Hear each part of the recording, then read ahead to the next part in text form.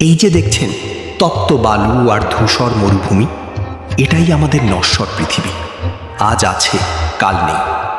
আমরা এখানে এসেছি অল্প কিছু দিনের মুসাফির হয়ে, কিন্তু আপনি কি কখনো ভেবেছেন আমাদের আসল ঠিকানা কোথায়? আমাদের গন্তব্য ঠিক কত দূর? মৃত্যু কোনো শেষ নয়, বরং এটি এক অনন্ত জীবনের প্রবেশদ্বার। যখন এই নশ্বর দেহের মায়া কাটিয়ে আত্মা ডাইভ দেয় এক অজানার উদ্দেশ্যে। সুবহানাল্লাহ, দেখুন সেই জগৎ যা কোনো চোখ আগে কখনো দেখেনি, যেখানে স্ফটিকের মতো স্বচ্ছ নদী বয়ে চলে আর চারপাশ সুবাসিত হয় জান্নাতি প্রশান্তিতে। এটাই সেই পুরস্কার যার ওয়াদা আমাদের রব করেছিলেন। কিন্তু এই পথে রয়েছে এক কঠিন পরীক্ষা, হাসরের সেই অন্ধকার প্রান্তর যেখানে কোনো সূর্য নেই, কোনো আলো নেই। সেদিন আপনার সাথে থাকবে কেবল একটি আলো, আপনার সিজদা, আপনার তিলাওয়াত আর আপনার নেক আমলই হবে সেই ঘুটঘুটে অন্ধকারে আপনার পথপ্রদর্শক। দাড়ি পাল্লায় মাপা হবে প্রতিটি মুহূর্তের কাজ, প্রতিটি অনুপরিমাণ ভালো কাজ সেদিন পাহাড়ের মতো ভারী হতে পারে। আর তারপর সেই মুহূর্ত, পুলসিরাত পার হওয়া।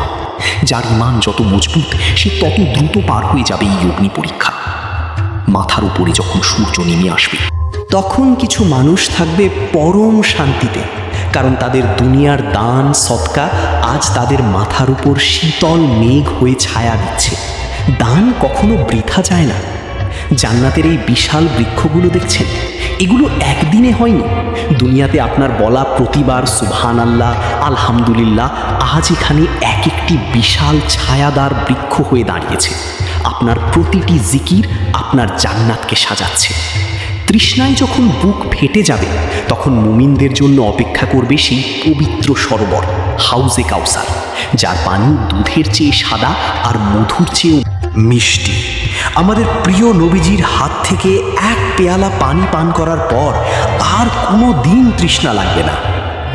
অবশেষেই সেই মাহেন্দ্রক্ষণ খুলে যাবে জান্নাতের সেই বিশাল স্বর্ণালী তোরণ। ফেরেশতারা সালাম দিয়ে স্বাগত জানাবে। আপনার জন্য অপেক্ষা করছে মুক্ত আর মণিমাণিক্য দিয়ে গড়া সেই চিরস্থায়ী রাজপ্রাসাদ।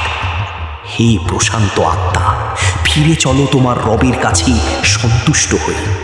এই জান্নাত আপনার জন্য, যদি আপনি দুনিয়াকে সাজাতে পারেন রবের হুকুমে। আল্লাহ আমাদের সবাইকে জান্নাতুল ফিরদাউসের অধিবাসী হিসেবে কবুল করুন।